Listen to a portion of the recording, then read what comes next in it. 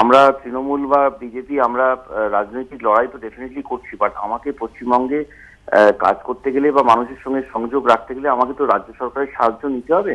কাজে প্রত্যেকদিন আমি যদি আমার এই তৃণমূলের এগেনস্টে রোজ রোজ নেতাদের এগেনস্টে বলাটা আমার কাছে যেন একটা অস্বস্তিকর ব্যাপার হয়ে দাঁড়িয়েছে। কিন্তু কোথাও একটা কিন্তু আমাদের মুখ্যমন্ত্রীর হস্তক্ষেপ যেমন ওরা চেয়েছেন, আমার মনে হচ্ছে মাননীয় দিদির কিন্তু এদের সবাইকে ডেকে একবার বসে একটু কথা বলা উচিত। চারদিক থেকে যে এই ঘটনাগুলো ঘটছে, এতে পশ্চিমবঙ্গের খালি ভাবমূর্তি নয়, সব দিক দিয়ে মানুষ ক্ষতিগ্রস্ত হচ্ছে। এটা কোথাও ওনাকে ওপর থেকে একদম যেভাবে উনি মানে অন্যান্য ব্যাপারে লিড করেছেন, এটাতে ওনাকে ওপর থেকে কিন্তু এটা সামলাতে হবে।